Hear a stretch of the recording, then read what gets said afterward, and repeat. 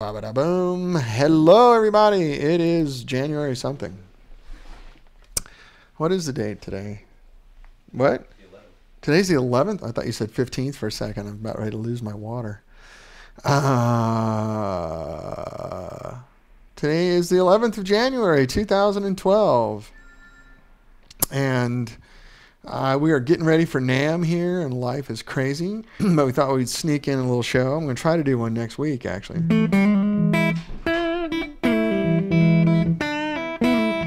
I got the little Ventura head here on the desk. Let me turn this so you can see it. Little dude. My back is much better. Thank you, darling. Yeah, it's pretty good. And 767, you're in Atlanta today. Right on. You over at Hartsfield? Or you got an apartment there where you and some stewardesses hang out?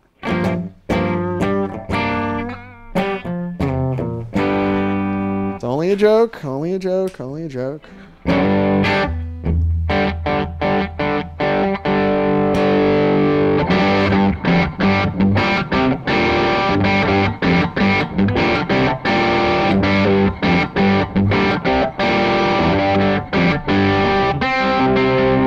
I still don't have my foot switch, darn it.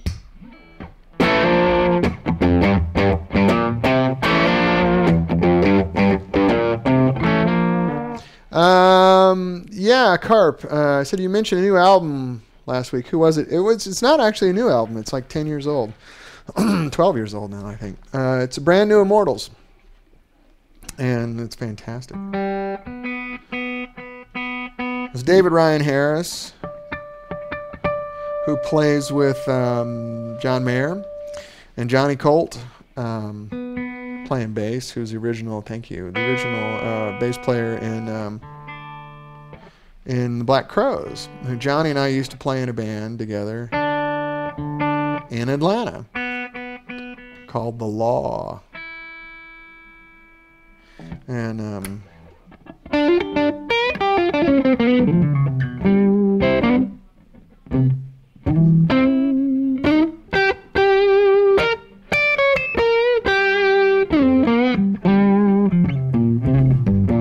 trying to get his guitar in tune without actually getting a tuner. It's called, what is the name of that Immortals record? Hang on a second. Let me open up eTunis. Brand new Immortals. I blanked on the title of the record. It is called Tragic Show. It's on iTunes. Tragic Show. I highly recommend it. The whole record's great. And it's another friend of mine from Atlanta named Kenny Cresswell playing drums. Any of you Atlanta guys know Kenny is just freaking stupid. Drummer. Just slamming drummer. And, you know, Johnny Colt obviously got a little bit of cred. And David Ryan Harris is amazing. I think David Ryan Harris actually really affected John Mayer's music when he joined that band. John was living in Atlanta when he did that first record, you know, with I Want to Run Through the Halls of My High School and all that stuff. Hey, Rob Ballas, you're on your iPhone. Awesome. And I'm scratching my beard in the microphone. And John used to come see the Brand New Immortals play all the time.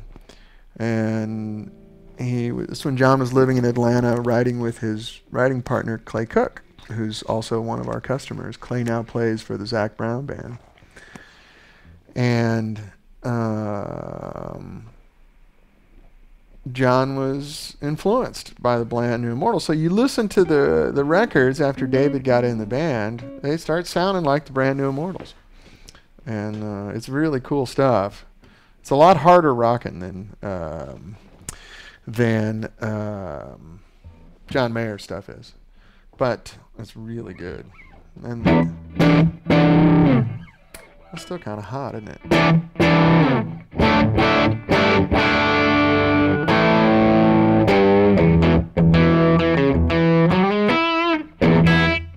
Uh-oh. Man, what is it with Gibsons? So I don't really have an agenda today other than just play some guitar, and I don't even have any new jokes. I can recycle the old jokes if you want to hear them.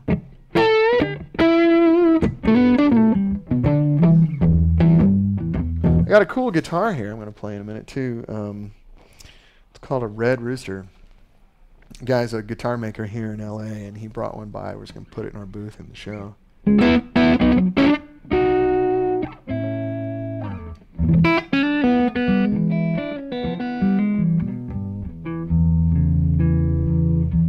And for those of you that might not be familiar with the Ventura, our faceplates are on the way. I can even show you the drawings, which they'll be here in a couple days.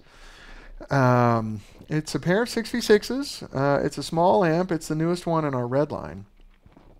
And we kind of combine some of the stuff we do in a neat way on this amp. The clean side that I'm on right now is, for the most part, the color channel from a London, which the London, you know, is our original amp, which is still very popular.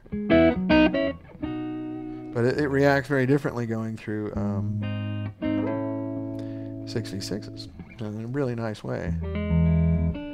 And when you get to the dirty side, it's sort of the bump thing that we do, where we've got another triode and a cathode follower to heat it up. And then the bump is global on this, so you really have 4 voices on here. You go into sort of really serious dirt like that.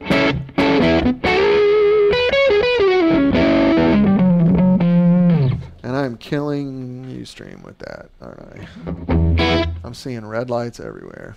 Let me turn this down.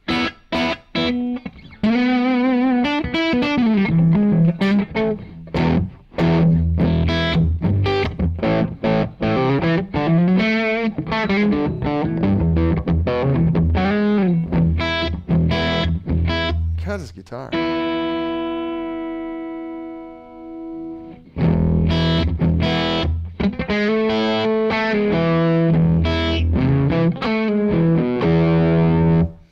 And I'll heat my voice back up because I turned everything down. But so anyway, the beauty of this is it's still made right here in North Hollywood at our shop with all the same parts. Still hand wired in the whole bit. The head being small format kind of came out of a joke because I played so many of these amps they call lunchbox amps. I really wasn't impressed, other than they do a good distortion, but and not even great. It's just kind of fuzzy.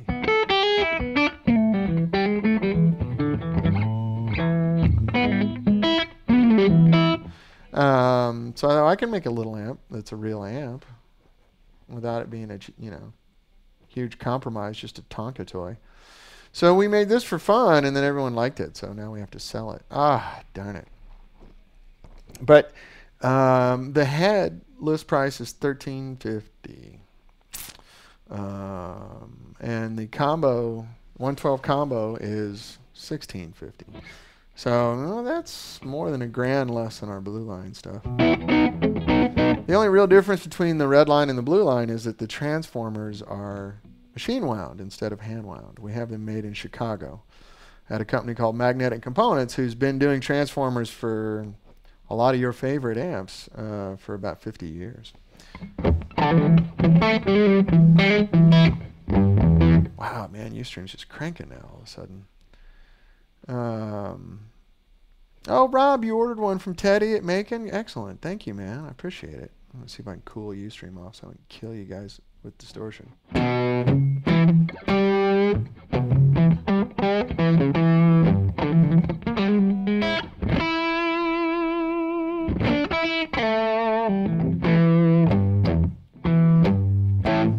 Yeah, I'm doing a little bit of, middle position there on the Les Paul. I'll play some single coils here in a minute too. You hear it really changes up. But anyway, most of these little lunchbox amps that I've seen, you look inside of them, you can tell the intention of the builder was, let's make something as absolutely cheap as possible and see if we can sell it. Instead of using wood, I'm going to use pop metal. And I'm going to use little undersized transformers. I'm going to use the cheapest those little baby blue Chinese resistors. And I'm going to use little white concrete power resistors and just the absolute cheapest shit. Excuse me, crap. I mean poo-poo that you could do. So we decided to make a real amp.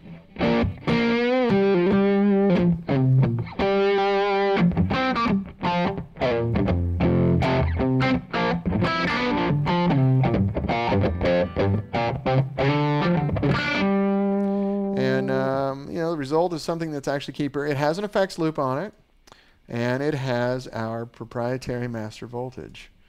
So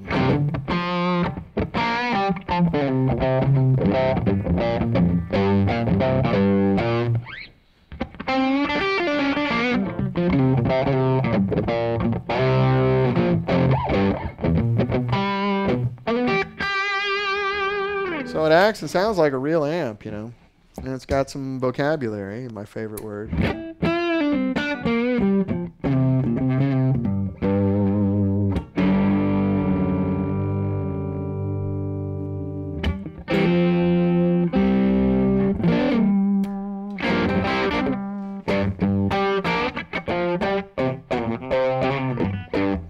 I can take it down to really clean.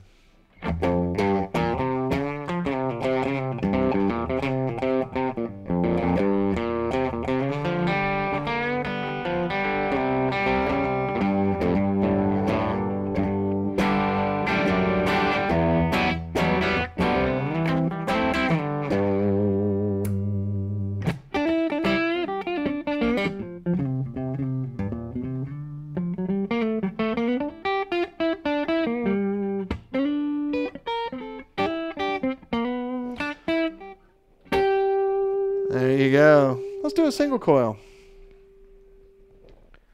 See what happens. Let me show you this Red Rooster guitar. It's really fun. You guys got to see my new Elliott guitar last week, which I'm in love with. This is made by a guy named Mike Margolis, who's here in LA. And longtime LA guitar dude, guitar player. And it's kind of fun, it's a little bit artsy, as you can tell. A lot of local stuff here. It's all West Coast stuff. Body's made out of pine. And he's got some really nice metal work on here that's really kind of fun, I think. Jason Lawler pickups, sticking with the West Coast thing.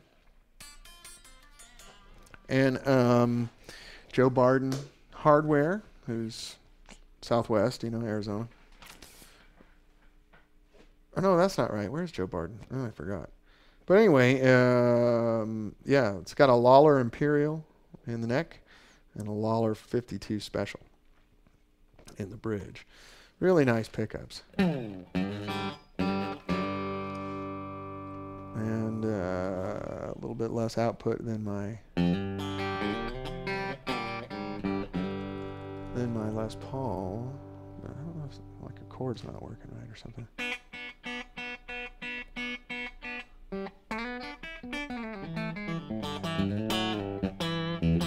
Let's get this one set up right.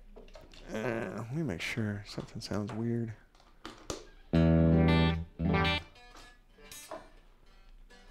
Let's see here really quick. I'm going to play with pedals for a second.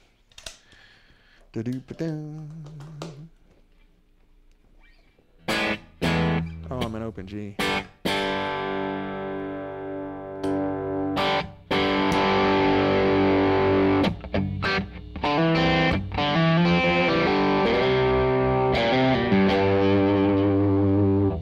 Stroud tuning.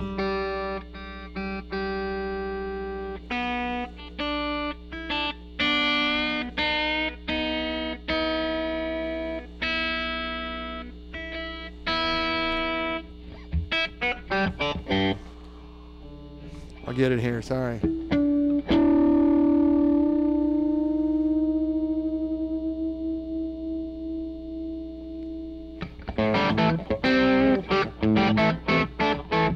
Okay, yeah, no, it's a great little guitar, sort of a Telecaster. Let's see, there's some questions here I need to catch up on. Get mine before the NAMM rush. Yeah, that's a good idea. Our order board's getting really full.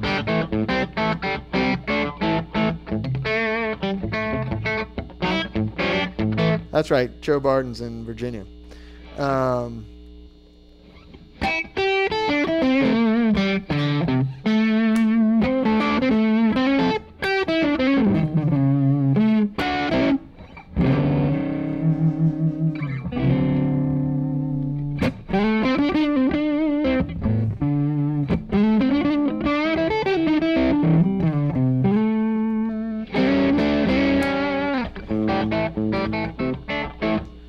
And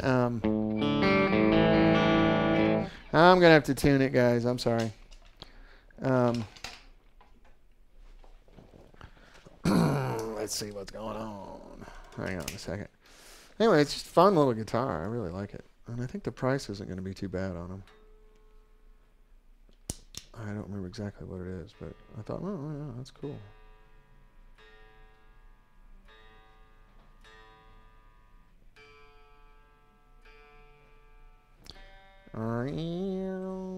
Down.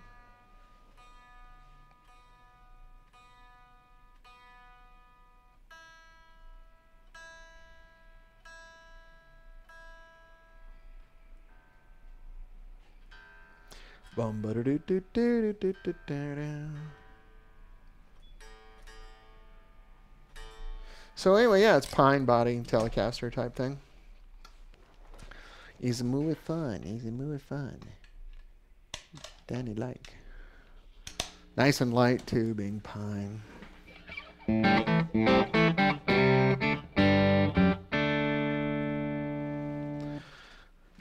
Yeah, so a nice humbucker in the neck, you know.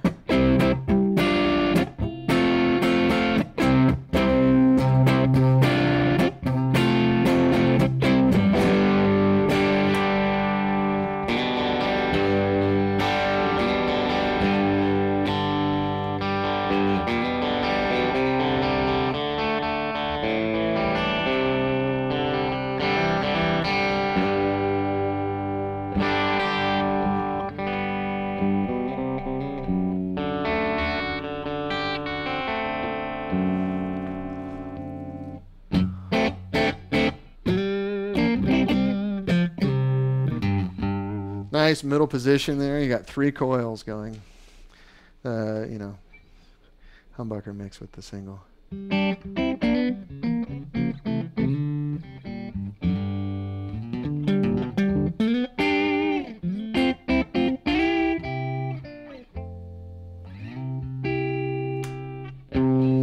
Yeah, let me show you the headstock really quick so you can see. It's kind of fun guitar, isn't it?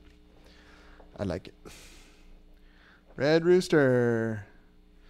Bill Strange says, did you see the info on Peter Frampton's 31-year-old Les Paul found and back in his hand? You know, I saw something about that, but I didn't get to read the whole article. What happened?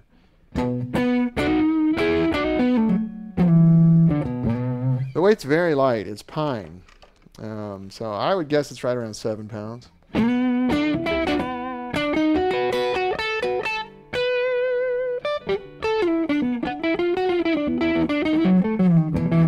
Yeah, it's a nice flashy guitar. I mean, it's really kind of cool.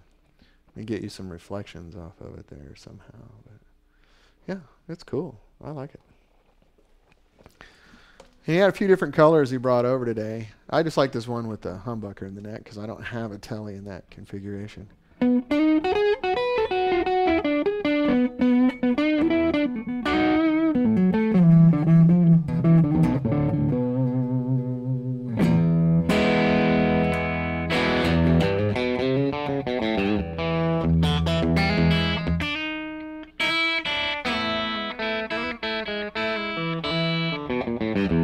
Yeah, man, post that on my Facebook. I'm interested. Yeah, Peter's one of our customers. He records with a London a lot.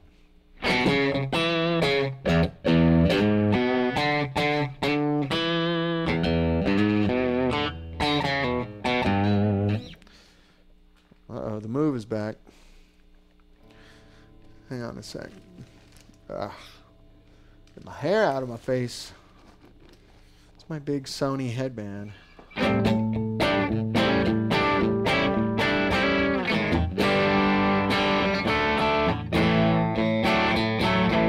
Oh, they found the one lost in transit.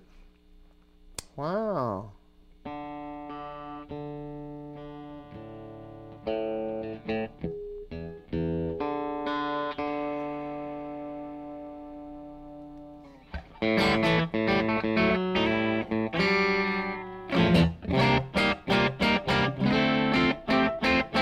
cool sound, little telly, isn't it?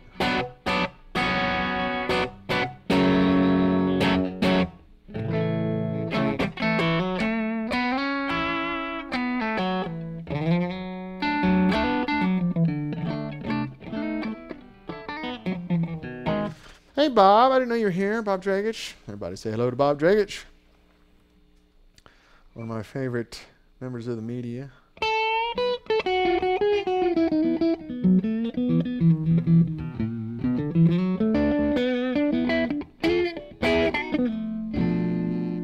Price for the Red Rooster Crop Circle, which I think is his most expensive one. $2,400. So what about this one? This is not the Crop Circle. He brought that Crop Circle guitar in. It was really cool. It had a P90 in the neck, and it had these crop circles on the end of it. It was pretty cool. I played all three of them, and this one kind of said, hello, Dan.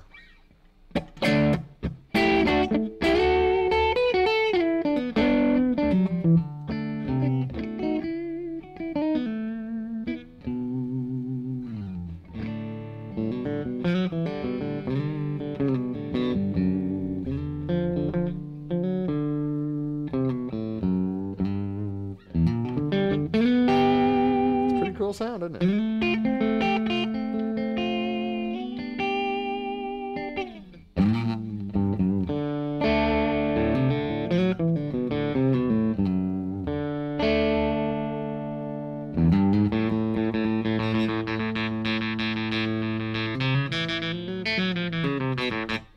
Do that bridge picking.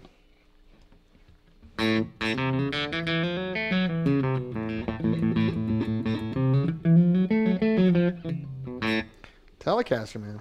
You can just get anything out of them. They're so fun.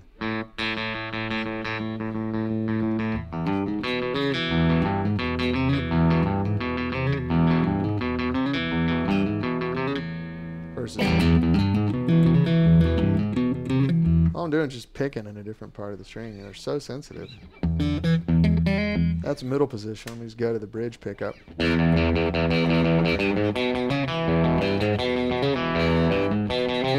You can do all your Pete Anderson sounds picking back there on the saddles.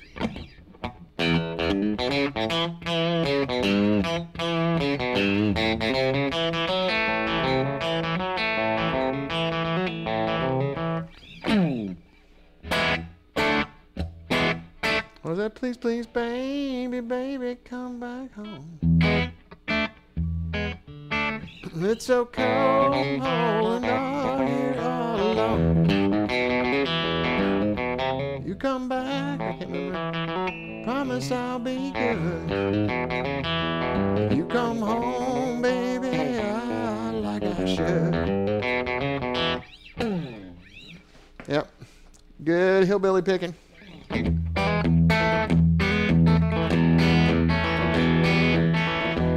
All right, we got to do the echo then. I guess we're going to do this.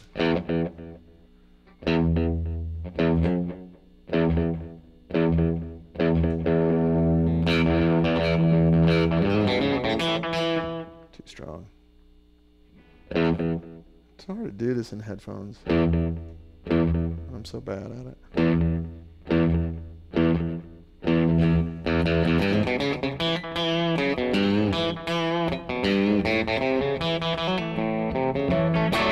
How about that?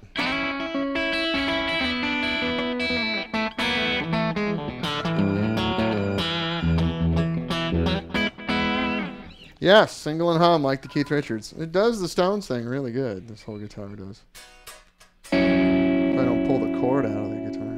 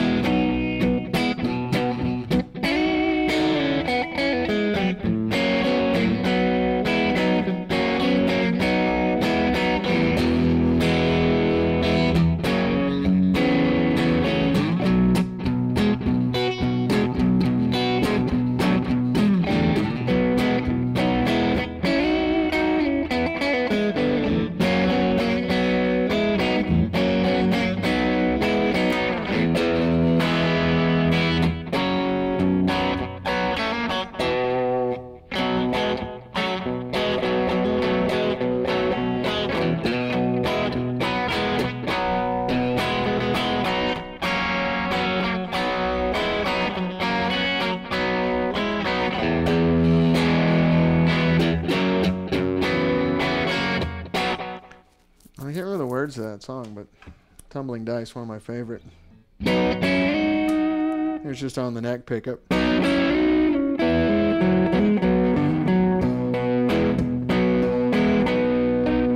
Same lick in the middle position.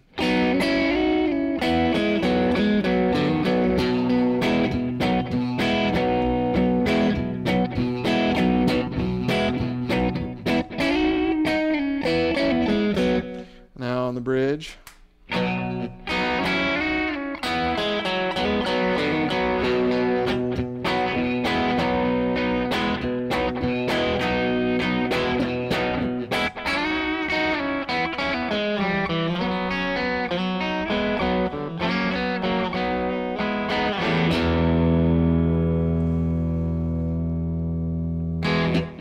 Oh, Rob, yes. Rob says, have you heard Keith Urban's version of Tumblin' Dice from Jimmy Fallon Stone's tribute? Yes, I did. It was fantastic. He had the girls from Little Big Town singing background for him, doing the baby with Sarah Buxton. It was the girls from Little Big Town and Sarah Buxton doing backgrounds, and he had Chuck Lavelle playing keyboards with him. And, dude, he rocked. Keith's one of our customers, and I sent him a text after that and said, why don't you make a whole record of that?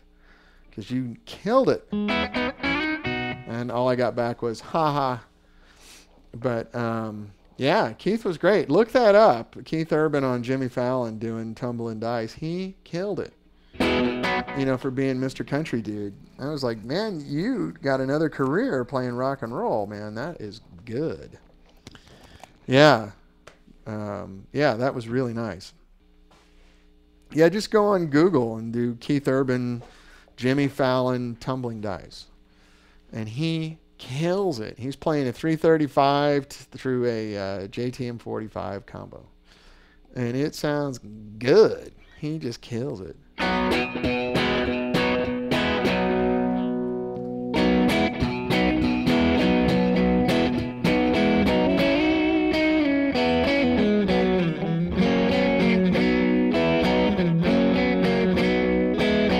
Yeah, it was such a good fit for him, playing a Gibson, which he doesn't really play. He plays P90s, but he usually doesn't play Les Paul. And playing a Marshall, an old style Marshall, not the high gain ones, He sounded fantastic. Yeah, it was right after the flood, that's right. And he even gave a shout out on that performance to Nashville. Yeah, I know all that gear was brand new. I think it was all just loaner gear. I don't think it was his.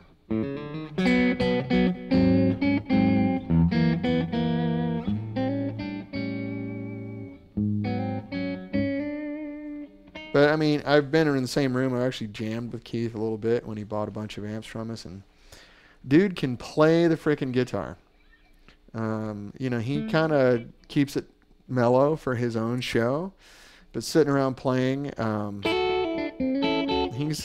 guy can play the life out of the guitar. He's amazing. But he just kind of keeps it nice and melodic and cool for his records. But he can sit down and just rip.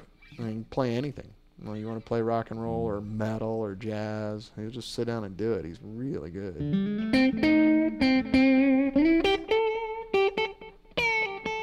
And very humble about it as well. He's a nice guy.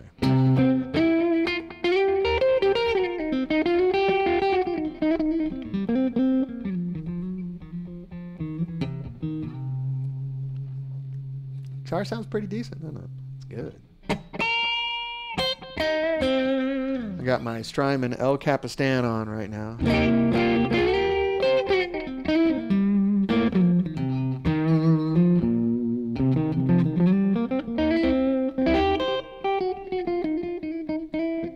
Can you hear the pine, Bill? Does it sound like pine to you?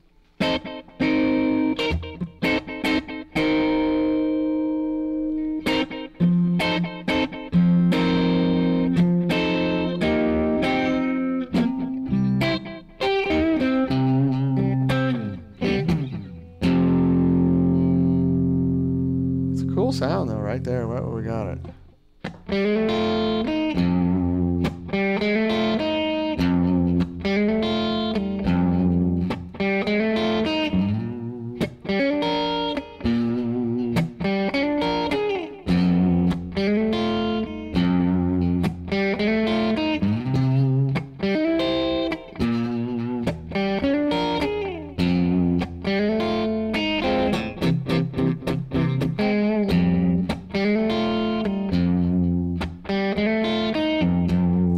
pine resonates really well, differently, than ash or alder. But I think a lot of it is the weight. Yeah, the guitar's really light. Even with this metal work on it, it's really light.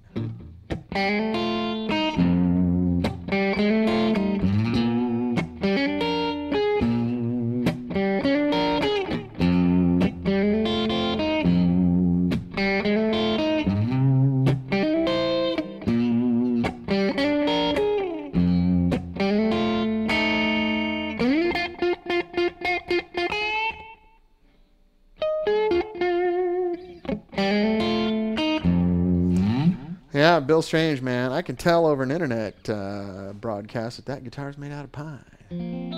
It's eastern pine from up in the hills. It was cut down by a guy named Billy.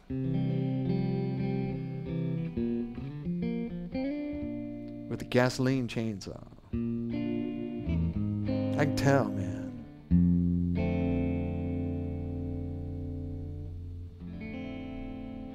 Big Bad Bill. Yeah, that's right. Good job, Bill Strange.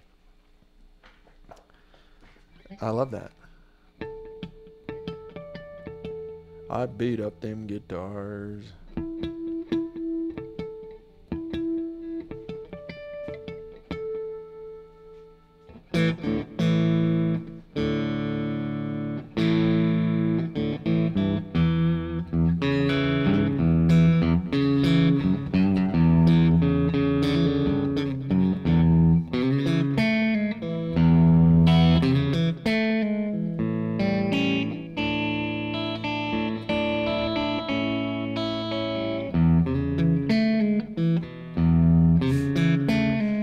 Got 9 fingers left.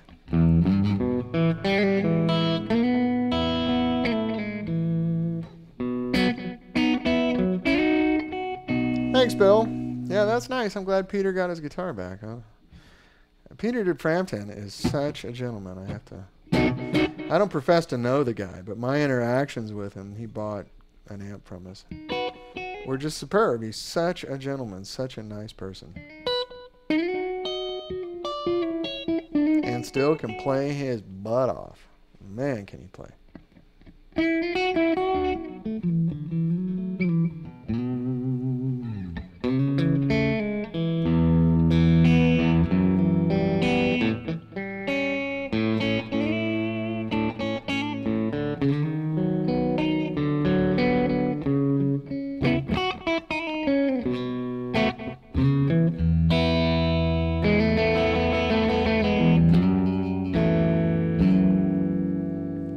Too much bending on my part.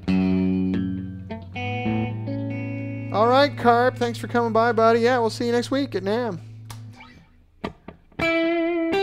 Hope you're coming to our party.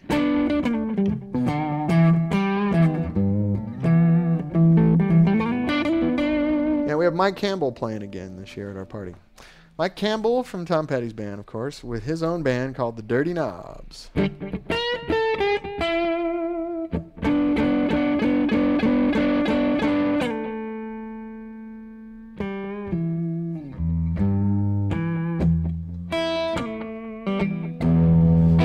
Got a little dirtier on this telly now, just for fun.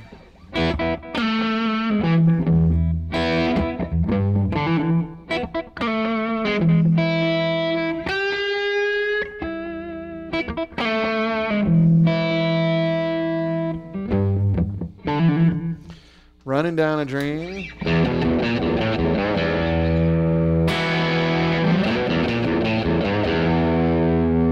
Oh, that's a weird chord, though. He doesn't like.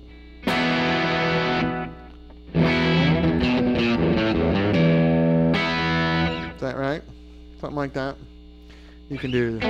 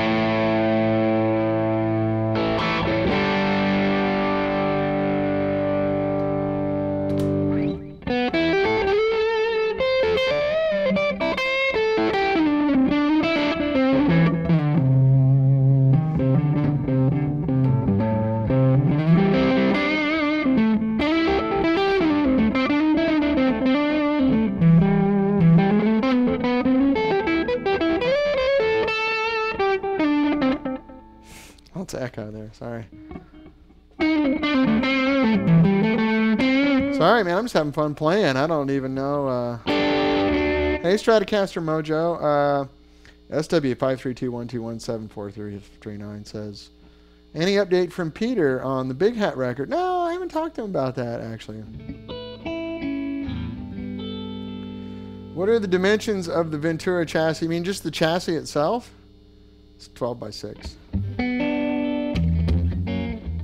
mean, the cabinet's a little bigger. Cabinet's like 14 inches or something. The actual piece of metal inside the chassis is 12 by 6, I think.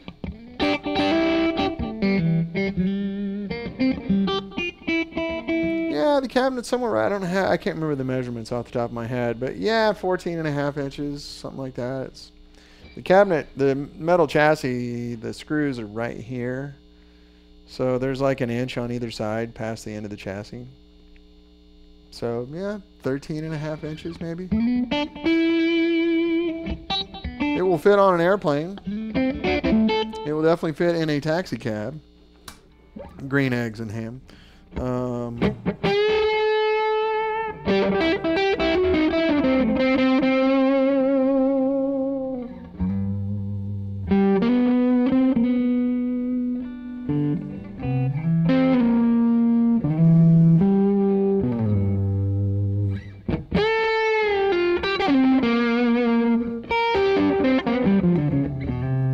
I think it's only 9 inches tall, something like that.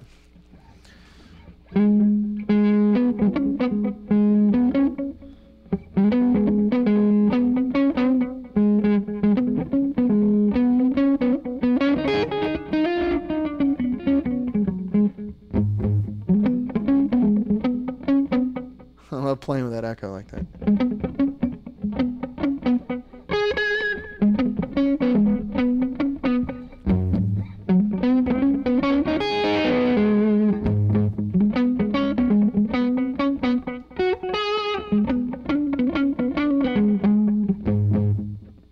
Yeah, this Telecaster is fine, definitely. Thank you for the nice comments. I appreciate it.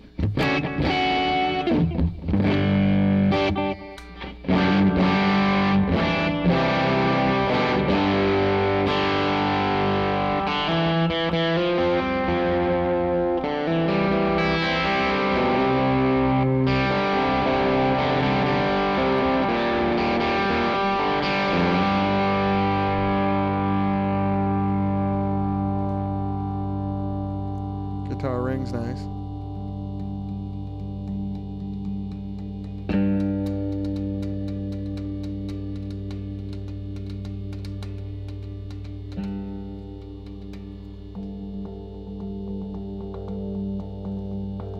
That pine vibrates.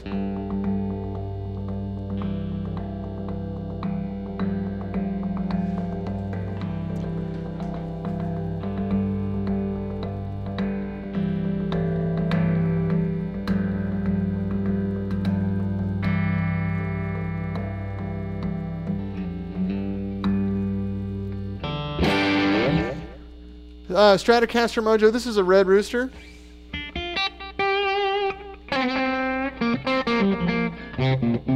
Made right here in LA by a guy named Mike Margolis.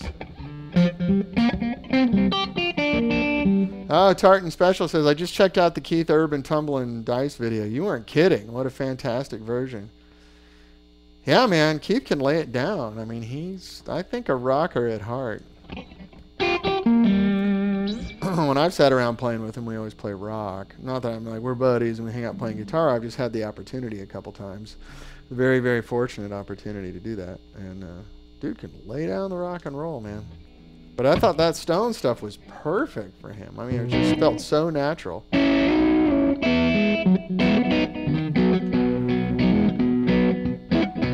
Yes, he's an Aussie. They are nuts. They are all pleasantly nuts, aren't they?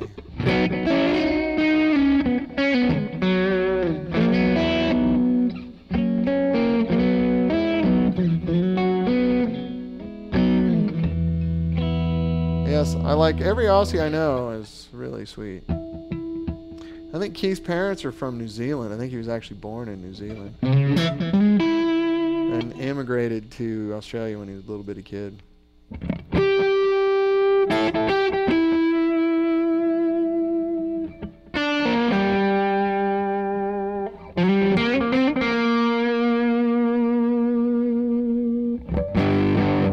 T-Mac 01, are you in Australia?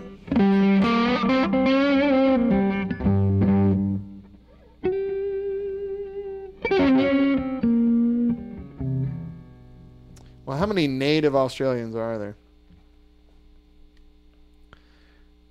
I mean, every Australian I talk to is like, oh yeah, my mother came from England and my dad was born here, but you know.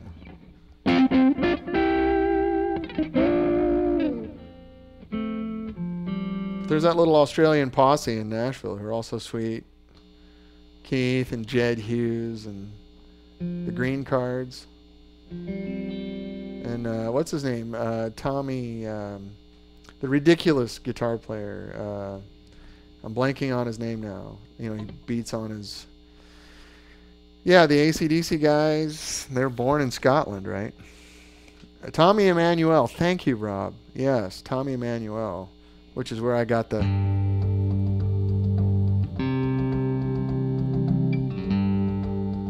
I was just going to make a joke about that. I'm going to pretend I'm Tommy Emmanuel.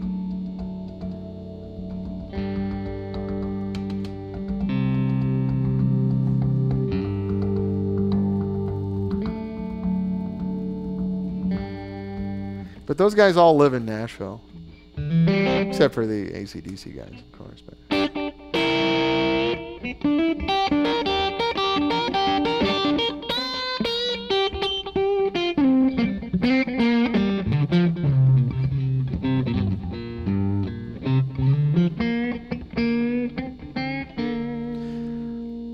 Oh, yeah, Bill Strange. Yeah, I did. I watched the Van Halen tattoo video. It's pretty good. You know, John didn't end up producing the whole record. It was kind of weird. Like, John started it, and they laid all the tracks down with John. And then they did some other stuff without him, like, you know, remixes and overdubs and stuff. And then Ross Hogarth, I think, ended up doing everything else. And then I think John helped them, you know, get it radio ready. But a lot of the stuff you hear on there is John's studio over at Henson Room C.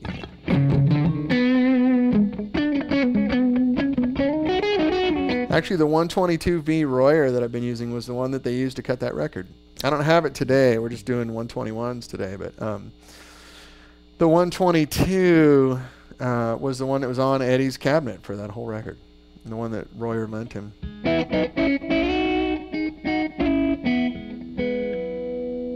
Yeah, it's cool. I mean, it's not the best Van Halen song that I've ever heard, but I think they sound like Van Halen, which is great. So I'm a big, big fan of early Van Halen. I was never quite turned on by the other versions of Van Halen, but I didn't dislike them. I just wasn't moved. Whereas the early version of Van Halen was just freaking amazing. I saw them the first time when I was like in 8th grade or something. So, or no, I was 10th grade. It was the Van Halen tour. Tour. I saw them at Kemper Arena in Kansas City. And man, that was a show. I remember I couldn't sleep for like a day after that. I was so freaked out by watching Eddie do that thing, because there wasn't like the internet and all that stuff. There was no films of him playing. To sit there and watch him actually go, you know. In person, I went there with a couple of guitar player buddies of mine in high school, and I just sat there and went, oh my God, that's how he does it. Because I saw the guitar player article where they showed him, you know, doing his thing, and it just didn't make any sense in pictures. You know, now it does because we've all seen it for 30 odd years, but at the time it was such a weird deal. And I never got good at it, but I remember that just being a complete revelation and a revolution, even though I misspoke, it actually worked. Seeing him do that for the first time. And I remember having conversations with 25 different guitar players with us all speculating on how he was getting that sound. Oh, they overdub a violin, or it's 2 tracks put together, blah, blah, blah, blah, blah. You know, it's the classical guitar player behind him doing, you know, all kinds of nonsense guesses. And it turns out the dude's just sitting there going like this, you know. It was a lot simpler than anybody had imagined. He just does it so well, and he still does. But on Tattoo, it seems like, I don't know if you guys have seen that video. It's a pretty good song. Like, the main riff of the song is pretty fun. On Tattoo, it seems like John or Ross Hogarth, one of the two, said, hey, man, I want you to play a solo like you would have on Van Halen 1 or Van Halen 2. Because the licks that he's playing sound like old Eddie Van Halen. You know, in the first couple of records, he would show off. And but for the most part, his solos were just kind of Clapton-y blues rock things, only with a lot of effects and, of course, whammy bar. And, you know, he definitely beefed them up. And this record sounds like that. He's not just going, you know, he's doing some cool stuff. I haven't heard the whole album, though. But hopefully that song is an indicator. You know, I'm going to buy it just because Van Halen gave me so much pleasure when I was a young guy. But I never got into the Sammy era stuff. It never worked for me. I didn't, you know, I didn't hate it. I wasn't, you know, Roth was dangerous, you know. And he still is. That dude's nuts. In a good way, but he's nuts. So anyway, yeah, that's my long answer to a short question. What did you think? Did you see the video and you like it? I know it was a hard project. I talked to John. He said it was a lot of work. I saw him over Christmas, and I asked him how he was doing, and he's like, well, you know, Van Halen record's coming out, so that's a relief. I think he had a good time. I think he had a really good time, just a lot of work. A lot of work. Who's not using SM57 anymore? Oh, Martin Gooslin, you asked this before. I'm sorry. Is Lars coming out for NAMM? I don't think he's going to come this year. I think his trip got canceled because the Hellbillies are playing so much. I haven't talked to Lars in a while. Yeah, the lip syncing on that video is horrible. I think it got so bad they just tried to make it artsy or something.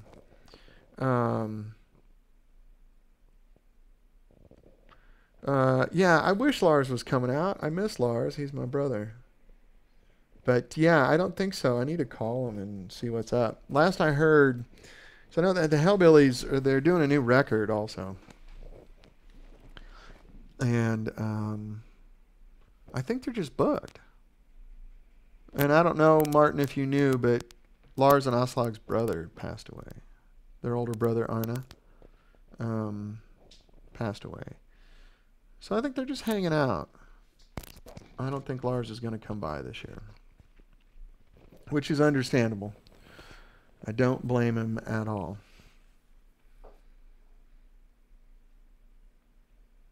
Yeah? Well, what do you guys think? Anything you want to talk about?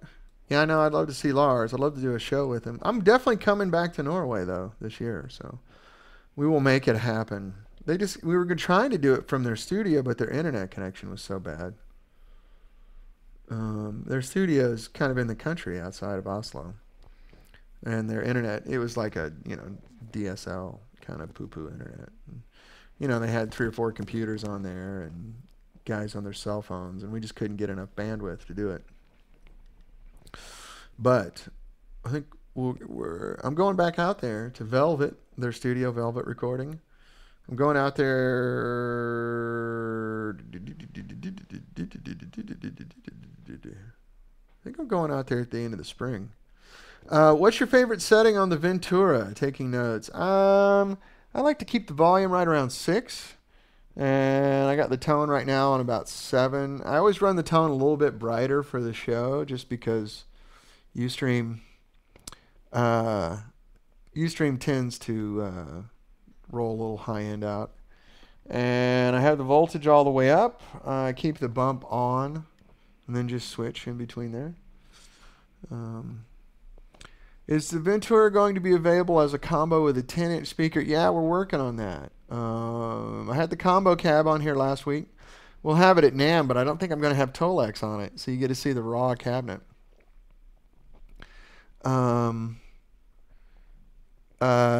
right now, it says, are you still using the Royer 121? Yeah, there's 2 Royers on the cabinet right now. There's 1 on each speaker. And then we have that Mojave MA200 on the room mic. So you get a little bit of the room. Our room sounds okay out there. It's kind of hard to capture it, but that's what's going on. And let's see. Who else will show up at NAMM besides Mike Campbell? Well, Mike's doing our NAMM party. At our booth, God, it's a constant stream of studio guys and producers and sidemen, and we don't set appointments like that because I think it's kind of cheesy. Like, hey, Marty Stewart's going to be there at 2:30 signing autographs. That's not really our crowd. That tends to annoy our regular customers. It's a little cheesy. Those guys come in and they hang out and play. We've had guys from, Don Felder and Steve Stevens and Peter Frampton came one year. Richie Sambora comes around a lot. I saw Richie yesterday, as a matter of fact. Took him a producer in an Empire for his solo record. He's recording over at East West Studios on Sunset with Dr. Luke. So we went over there and hung out, and Richie looks great. Sounds fantastic, of course. But he was doing some tracks with a producer. And I got to go over this afternoon and go make sure everything's okay. Man, I just can't think of all the people that come through. Lyle Workman comes through and plays, and Mark Goldenberg, and guys from 20 different bands come in, and we get a lot of international artists where they come in and they're like a huge star in their country, and I'm like, hi, who are you? I don't know who they are. T-Mac01 says, do you get more biz from NAMM or the AMP show? Oh, NAMM by far. NAMM by far. AMP show's fun for LA, but NAMM show is the Super Bowl. I'll book almost half my business for the year at NAMM. It's good.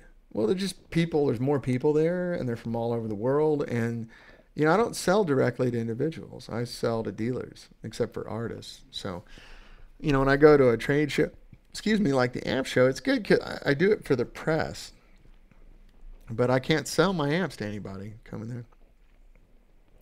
More new amps coming out this year. Maybe. It depends. I've got a bunch of ideas. And I got a bunch of stuff on deck. We're selling a lot of Venturas and producers, and still selling a lot of Empires and the other stuff as well. Tupelos especially. Little Elvis and Sohos. We're kind of busy. Yeah, I knew you were going there, Martin. I don't know. I'd like to do a bass amp. I'm torn whether to do a higher powered bass amp or to do a Redline bass amp. So it'd be kind of tough. SW532, will you be at Summer NAMM? No. Summer NAMM is so small. It costs so much money to fly there and to rent a booth and pay for hotels that I can make more money just by staying home. Summer NAMM used to be great, but it's just Deadsville now. It's been since the economy's been wonky. Um, as you would imagine, the and the NAMM show draws a ton less of the international crowd, and LA is a big draw. Um, I mean, I love Nashville. I look for any excuse to go to Nashville. I have a lot of friends there, a lot of dear, dear friends there. But I just can't afford to do it. There's not enough business there. Most of the dealers that come to Nashville NAMM are smaller dealers. Like they sell sheet music and violin bows and Strat packs and sort of normal stuff. And that's just not our customer. Our high-end shops are in major cities for the most part, Nashville included, and they don't come to Summer NAMM. They don't do it. It's more of a social event, which is an excellent social event. I just wish I could afford to do it. If you talk to any San Diego dealers, tell them they need, well, Super Sound is technically a dealer. He's just been, having economy troubles like we all are. But you can call Brian over at Super Sound and give him a hard time, T-Mac. I'd look for an excuse to go down to San Diego. Rob Balla says it probably doesn't help that Summer NAMM's in the middle of touring season too. Yeah, that makes it tough, especially because everyone in Nashville's gone. Like I have a ton of Nashville customers, but they're all out on the road. Half of them come in Sunday afternoon because they just got in from a gig, Saturday night gig somewhere, and they come by and say hi, and then plus it's kind of weird. Like when I was there, the last time I did Nashville NAMM, Vince Gill came over to say hi and played some guitar, and the guy was just hammered with people wanting his autograph, which that doesn't happen in LA. Like the stars can walk down here and people leave him alone. And he got kind of freaked out and decided to split because he couldn't sit down and talk. So saw your stuff in the Platinum Room at GC Nashville. Yes, the Platinum Room in Nashville has our stuff. Is Rock Block still? Never. Rock Block was never a dealer for us. We have two dealers there. We have Simon and Ripley's, that's over by Grimey's Records, close to Music Row, and then we have the Platinum Room at Guitar Center. Tony Higbee is your guy there, and Guitar Center actually works. The Platinum Room works great for us in Nashville. It's strange, but they're there, and we put them in the Platinum Room in Manhattan too because there's just so many people there. But we're not really like a Guitar Center vendor type thing. It's just the Platinum Rooms work in certain rooms, in certain areas. The Platinum Room here in LA is great, if you go there. They're not all great, but those are good ones. Well, most microbrews in California. That's a reason enough. Yeah, okay, fair enough. That's very good. Very good. Well, fellas, I'm getting hungry. I got some food to get in my belly. So do you guys have any questions or thoughts or anything before we go? I didn't even check who's on here so I can say hi to everybody.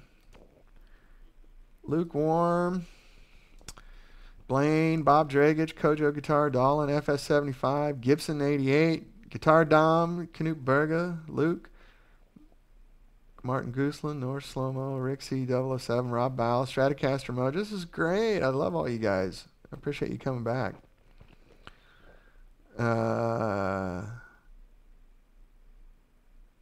Last time you were there, yeah, Tony is a really cool guy, isn't he? Daryl Hall was there playing a Trussart guitar through a London Pro. Right on.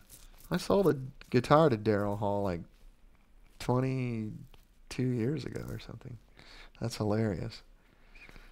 Ventura, awesome once again. Thank you, Blaine. I appreciate that. Yeah, Tony's great, man. I like Tony Higbee a lot. A very cool guy.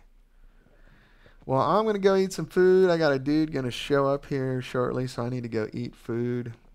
Food good makes strong like bull.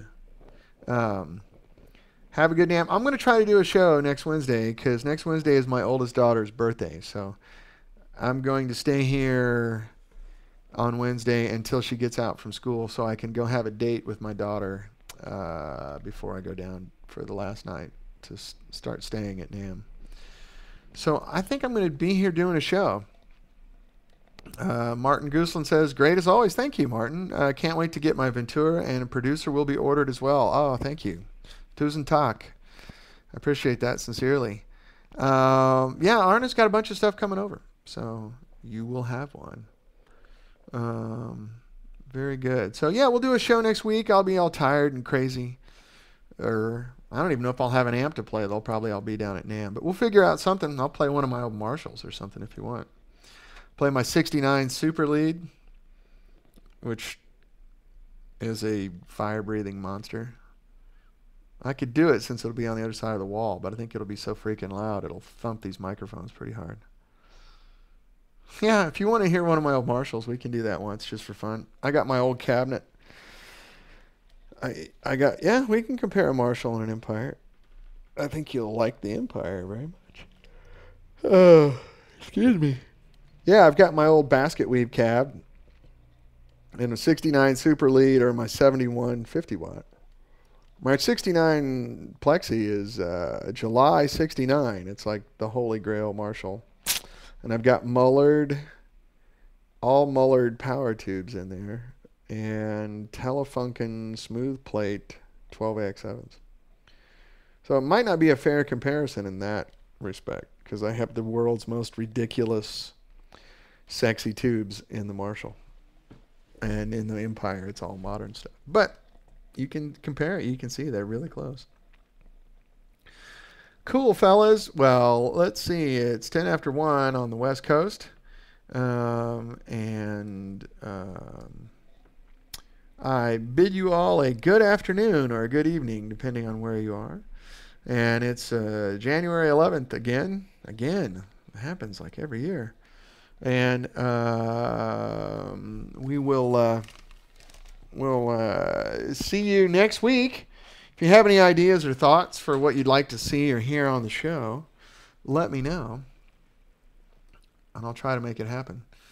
Yeah, maybe we'll do a Marshall next week. If not, we'll do it soon, because I know you guys are interested in the old Marshall. You'll dig it, too. It's pretty. The combo. Yeah, we'll see. If I got the combo here, we'll do it. All right, fellas. Have a good evening, and we will talk to you very soon. This is Dan signing off from North Hollywood.